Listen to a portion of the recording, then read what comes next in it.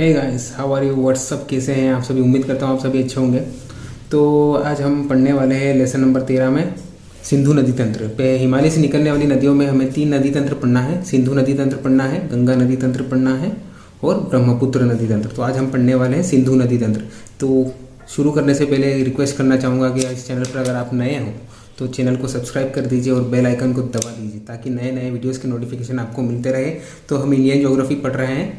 Indian geography में lecture number 13, इसके बाद में हम वर्ल्ड ज्योग्राफी पढ़ने वाले हैं। सारा कुछ ये जो है पीएससी के हिसाब से, एमपीपीएससी या पीसीएस जो भी स्टेट सर्विस एग्ज़ाम है उसके हिसाब से मैं पढ़ा रहा हूँ। और जो भी कॉम्पिटिटिव एग्जाम्स जो होती है ऑब्जेक्टिव वाइज और सब्जेक्टिव वाइज दोनों के लिए कवर कर रहा हूँ मैं। अभी तो ऑब्जेक्टिव वाइज कवर कर रहा हूँ, फिर बाद में हम अगर ये रिस्पॉन्स अच्छा मिलता है तो मैं सब्जेक्टिव भी कवर करने की कोशिश करूँगा। तो चलिए फ्रेंड्स शुरू करते हैं। तो फ्रेंड्स लेसन नंबर 13 हेडिंग डाल देंगे आप सिंधु नदी तंत्र। इसके बाद पढ़ेंगे हम गंगा नदी तंत्र और लास्ट में ब्रह्मपुत्र नदी तंत्र। तो जो तीनों नदी तंत्र है, इसकी जो नदियां हैं वो कहाँ से निकल रही है? हिमालय से, हिमालय के पार से। तो इसलिए इसे बोलते हैं हिमालय की से निकलने वाली नदियों का तंत्र। तो उसका जो पहला तंत्र है वो है सिंधु नदी तंत्र। 13 का पार्ट 1 समझ लीजिए इसे, सिंधु नदी तंत्र। तो आगे बढ़ेंगे। मैंने जो नदियाँ कहाँ से निकल रही, इस सिंधु नदी तंत्र में जो नदियाँ आती हैं सारा कुछ इस डायग्राम में मैंने बता दिया है। तो ठीक है, हमें डायग्राम के हिसाब से ही लिखना है अगर एग्ज़ाम में आता है तो। और जो पॉइंट्स फैक्ट्स रहेंगे याद करने के वो मैं आगे आपको बता दूंगा। अगर हमारे पास डायग्राम है तो हम कहीं से कहीं तक रुक ही नहीं सकते। अगर हमारे दिमाग में डायग्राम छपा हुआ है और फैक्ट्स याद नहीं आ रहे, फिर भी हम डायग्राम के आधार पर अपना आंसर लिख सकते हैं या याद रख सकते हैं। तो ठीक है, ये जो सिंधु नदी जो तंत्र है, सिंधु और उसकी जो सहायक नदियाँ हैं जो उसमें मिल रही हैं वह 3 राज्यों में बहती है। भारत के 3 राज्य कौन कौन से? ये हो गया जम्मू कश्मीर, ये हो गया पंजाब और ये हो गया हिमाचल प्रदेश। ठीक है, 3 राज्यों में बह रही है सिंधु और उसकी 7 की नदियाँ, सहायक नदियाँ। ठीक है, दिख रहा होगा आपको ये भारत का जो हिस्सा है, ऊपर का हिस्सा है कश्मीर, जम्मू कश्मीर दिख रहा होगा।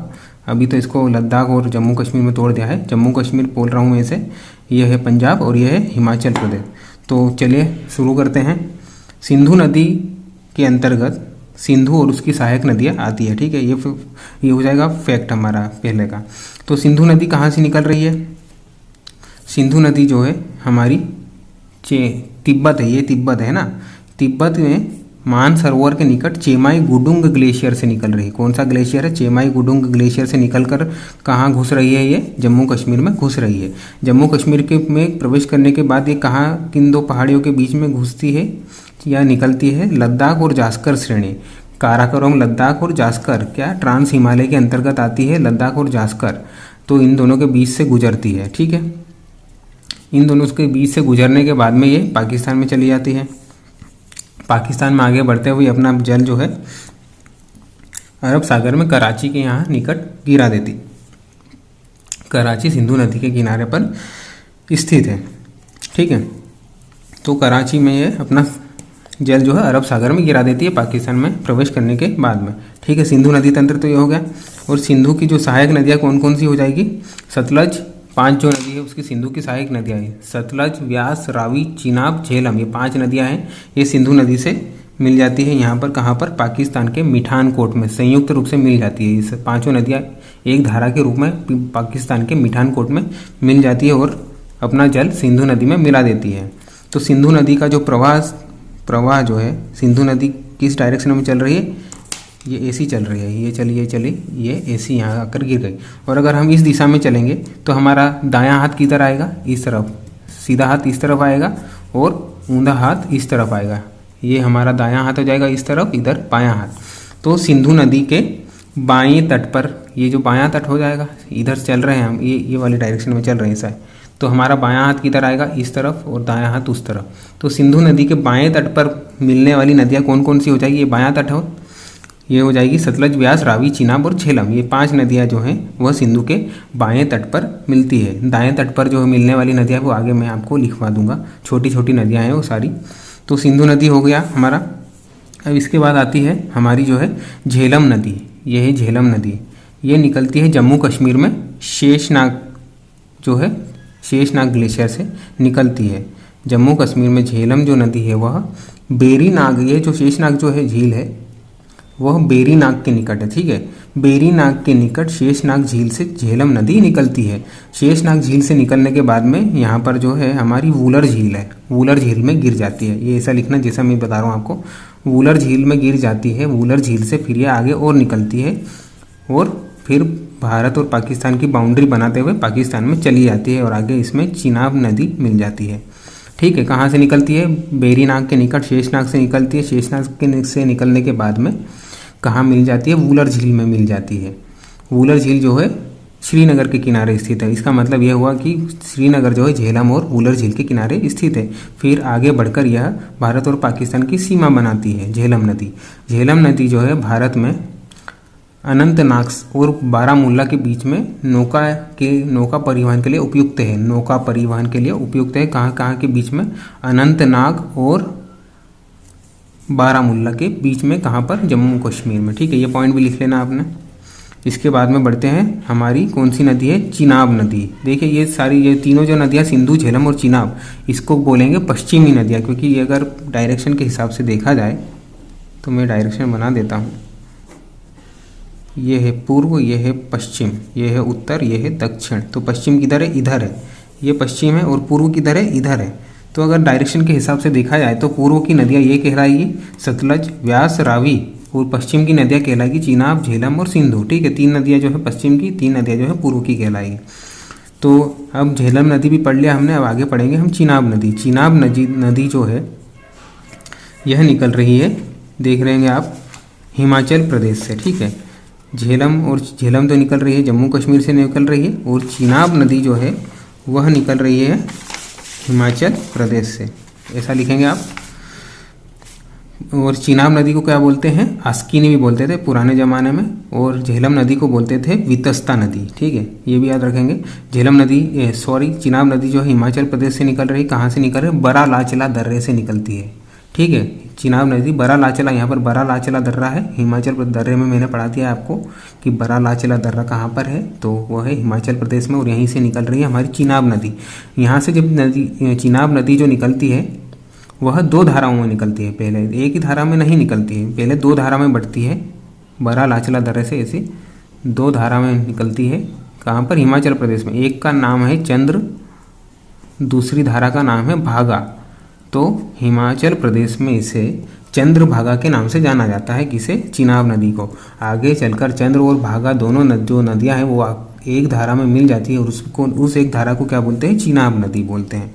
चिनाब नदी जो है हिमाचल प्रदेश से निकलने के बाद में फिर जाती है जम्मू कश्मीर, और जम्मू कश्मीर से पाकिस्तान में झेलम नदी में मिल जाती है। ठीक है, गिर गई झेलम नदी में।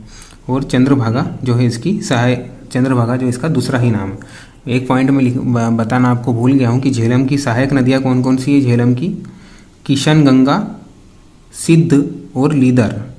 किशन गंगा, सिद्ध और लीदर इसकी सहायक नदियाँ आगे मैं लिखाऊंगा आपको, लेकिन याद रखने के लिए किशन गंगा, सिद्ध और लीदर है। और झेलम नदी जो है एकमात्र हिमालय की ऐसी नदी है जो विसर्प बनाती है, विसर्प करते हुए बहती है। विसर्प मतलब सांप के जैसे बहती है, सांप की जैसे मतलब विसर्प बनाना, ये ऐसी बहती है। इसका कारण यह है कि जब झेलम नदी पर्वत से निकलकर नीचे में यहाँ पर मैदानी भाग आ जाता है, कहाँ पर? जम्मू कश्मीर श्रीनगर के आसपास यहाँ पर मैदानी भाग में जब प्रवेश करती है तो यह ढाल मंद हो जाता है और वह इधर उधर बहने लगती है, इधर उधर दिशा में बहने लगती है। किस आकार में? सांप के आकार में, सांप की जैसे बहने लगती है, उसे बोलते हैं विसर्प के रूप में बहने लगती है।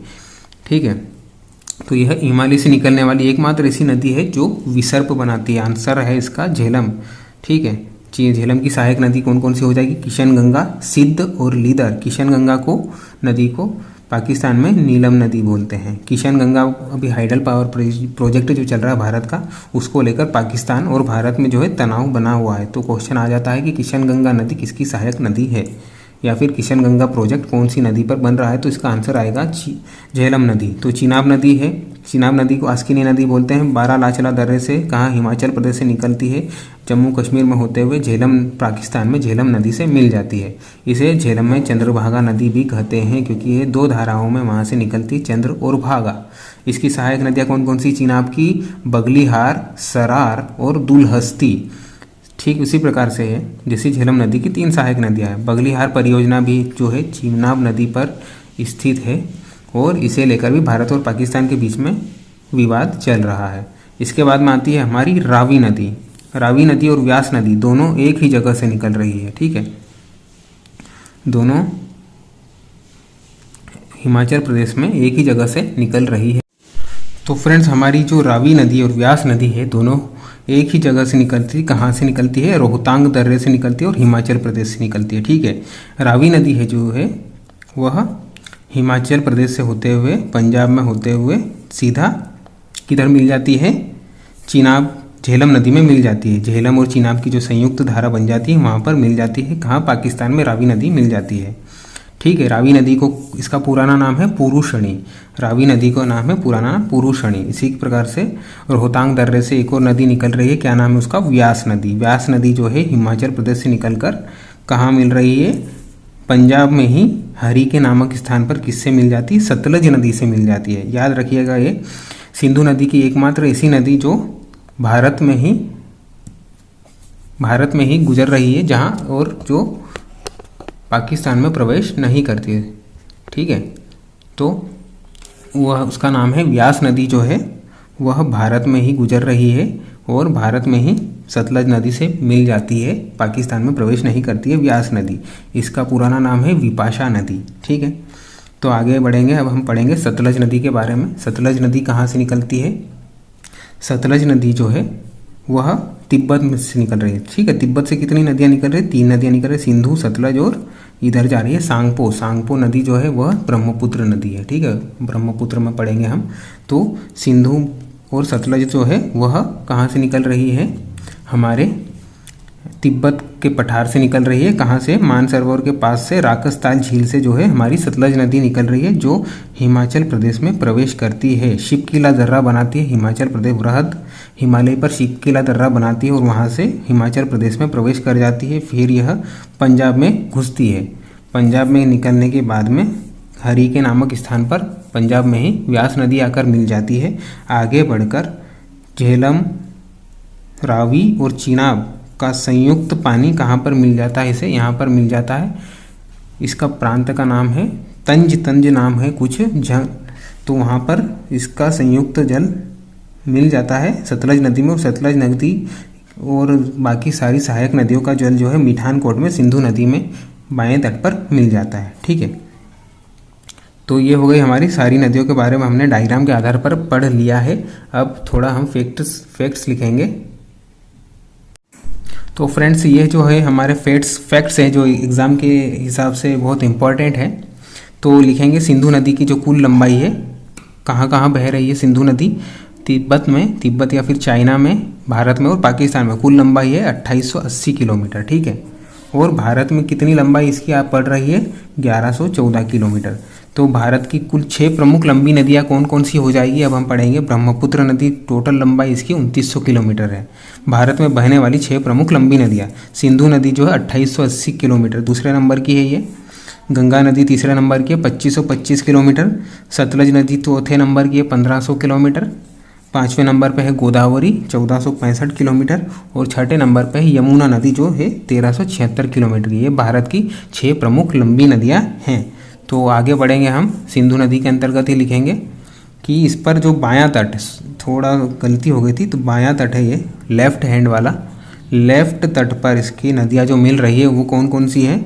बाएं तट पर अभी मैंने बताया सतलज, व्यास, रावी, चिनाब, झेलम संयुक्त रूप से कहाँ मिलती है? पंजाब के मिठानकोट में।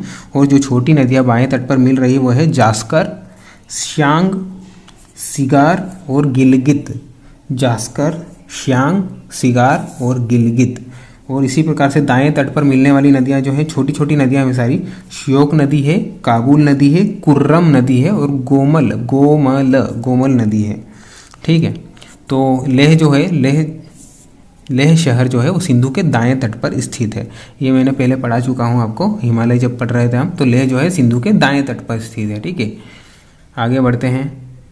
अब हम लिखेंगे झेलम नदी के बारे में। जैसा मैंने बताया इसे वितस्ता नदी भी कहते हैं। कहाँ से निकलती है? बेरीनाग के समीप शेषनाग झील से निकलती है और वूलर झील में मिल जाती है। वूलर झील किसके किनारे स्थित है? श्रीनगर के किनारे स्थित है। झेलम जो है कश्मीर घाटी में विसर्प बनाती है। जैसे मैंने बताया था हिमालय से निकलने के बाद में कश्मीर की घाटी में विसर्प बनाती है। ढाल समतल हो जाने के कारण इधर उधर मार्ग बनाती है, घुसती है, समतल मार्ग पे विसर्प बनाते हुए चलती है। तो हिमालय की एकमात्र नदी है जो विसर्प बनाती है। क्या नाम है उसका? झेलम नदी। तो इसकी सहायक नदियाँ कौन कौन सी हो जाएगी? किशनगंगा, किशनगंगा को पाकिस्तान में बोलते हैं नीलम नदी, सिद्ध नदी और लिद्दर।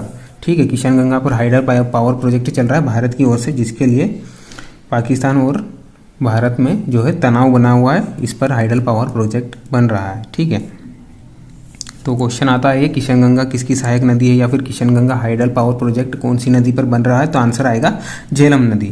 इसी प्रकार से चिनाब नदी के बारे में पढ़ेंगे हम। इसका नाम है, दूसरा नाम है अस्किनी। पुराने ज़माने में से अस्किनी बोलते थे।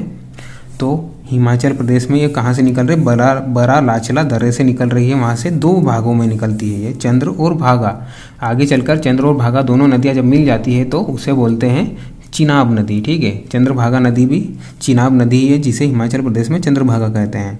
सहायक नदियाँ कौन कौन सी इसकी? बगलिहार, सरार और दुलहस्ती। ये भी इंपॉर्टेंट है। बगलिहार पर भी हाइडल पावर प्रोजेक्ट बन रहा है और दुलहस्ती पर भी हाइडल पावर प्रोजेक्ट बन रहा है, जिसको लेकर पाकिस्तान और भारत में तनाव है। तो यह भी क्वेश्चन पूछ सकते हैं, बगलिहार और दुलहस्ती परियोजना कौन सी नदी पर बन रहे हैं? तो इसका आंसर आएगा चिनाब नदी, क्योंकि उसी नदी से तो पूछ नहीं सकते, क्योंकि आंसर सभी सही लगाएंगे। Baglihar hydel power project Baglihar नदी पर बन रहा है, ऐसा नहीं पूछते। क्वेश्चन पूछते हैं बगलिहार हाइडल पावर प्रोजेक्ट कौन सी नदी पर बन रहा है, और ऑप्शन में आएगा चिनाब नदी। बगलिहार कहीं से कहीं तक होगा ही नहीं ऑप्शन में, तो आंसर आएगा चिनाब नदी। ठीक है, तो आगे बढ़ेंगे हम। रावी नदी का नाम है पुरुषणी नदी और व्यास नदी का जो नाम है विपाशा नदी। सिर्फ इसके बारे में लिखेंगे। रावी नदी और व्यास नदी दोनों कहाँ से निकल रही है? हिमाचल प्रदेश में रोहतांग दर्रे से निकल रही है। और एकमात्र नदी सिंधु नदी की जो पाकिस्तान में प्रवेश नहीं करती है वह है व्यास नदी, जो है किस में मिल जाती है? पंजाब में ही हरिके नामक स्थान पर। कहाँ मिल जाती है? किससे? सतलज नदी से मिल जाती है। ठीक है, इतना लिख लेंगे आप। आगे बढ़ते हैं। सिंधु नदी के बाद में हमारी सबसे इम्पोर्टेंट नदी है सतलज नदी, जो भारत में अधिकतर इसका जल जो भारत में ही बह रहा है। सतलज नदी को बोलते हैं शुतुद्री नदी। पूरा ओल्ड टाइम्स में इसे शुतुद्री नदी बोलते थे। कहाँ से निकल रही है मैं बता चुका हूँ। तिब्बत में मानसरोवर के पास से राकस ताल या राक्षस ताल झील से निकल रही है। और वह भी बता दिया है कि उसने फिर निकलने के बाद में वृहद हिमालय को काटकर शिवकीला दर्रे का निर्माण किया और शिवकीला दर्रे से हिमाचल प्रदेश में घुसती है या प्रवेश करती है। बहुत देसी लैंग्वेज में बोलता हूँ मैं, घुसती है। तो आगे बढ़ेंगे। शिवकीला दर्रे का निर्माण इसने वृहद हिमालय को काटकर किया है। बता चुका हूँ मैं कि वृहद हिमालय को काट के इसने शिवकीला दर्रे का निर्माण किया। इसकी सहायक नदी है स्पीति।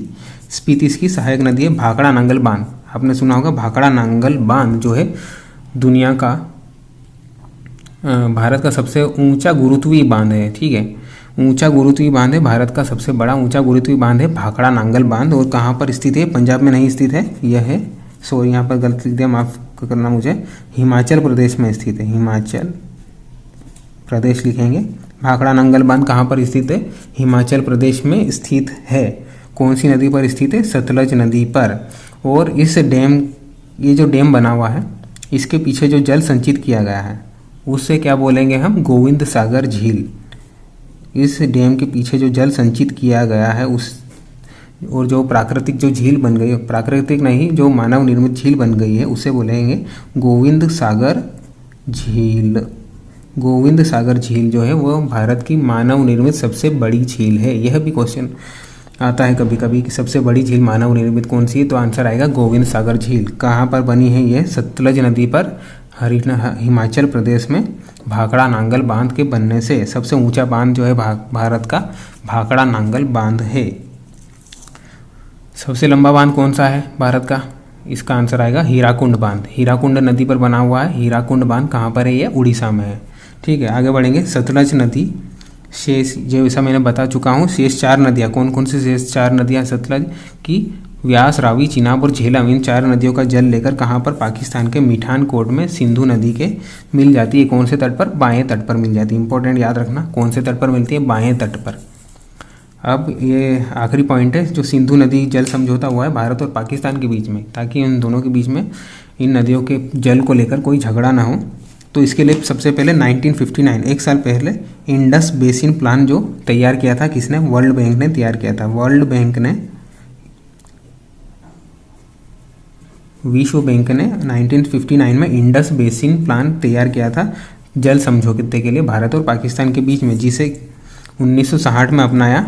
उस 19 सितंबर 1960 में अपनाया गया भारत और पाकिस्तान के द्वारा। ठीक है, इसे सिंधु जल संधि कहते हैं। 1960 में इस पर हस्ताक्षर हुए थे, 19 सितंबर 1960। तो क्या बोलती है जल संधि, जो पूर्व की 3 नदियाँ, जैसे मैं बता चुका हूँ आपको, पूर्व की 3 नदियाँ कौन कौन सी पूर्व में कौन से गिनेंगे, सतलज, व्यास, रावी। सतलज, व्यास, रावी, ये जो 3 नदियाँ हैं इनका जल का प्रयोग 80% जल जो है उसका प्रयोग कौन करेगा, भारत करेगा। 20% जो जल है उसका प्रयोग पाकिस्तान करेगा। ठीक है, 80% जल अधिकतर प्रयोग भारत करेगा। पश्चिम की जो 3 नदियाँ हैं कौन कौन सी है, उनका जल का प्रयोग, अब सतलज, व्यास, रावी तो हो गया, अब कौन कौन सी बची, चीनाब, झेलम और सिंधु। ये जो 3 नदियाँ हैं इनका जो 20% का जो जल है वह भारत प्रयोग करेगा और 80% जो जल है वह पाकिस्तान प्रयोग करेगा। ठीक है, अधिक प्रयोग जो है पश्चिम की 3 नदियों का वह पाकिस्तान प्रयोग करेगा, जो अधिक प्रयोग करेगा। इसीलिए जो है भारत और पाकिस्तान के बीच में इन नदियों पर जो हाइडल पावर प्रोजेक्ट भारत के द्वारा बनाए जा रहे हैं, इसीलिए तनाव बना हुआ है, क्योंकि यह जो है पाकिस्तान के द्वारा कहना यह पड़ता है कि भारत जो हाइडल पावर प्रोजेक्ट बना रहा है वह सिंधु जल समझौते का उल्लंघन है, क्योंकि अगर वो बांध बना देगा तो अधिकतर जल का प्रयोग वही भारत ही उपयोग करेगा और पाकिस्तान को जल जो है कम मिलेगा।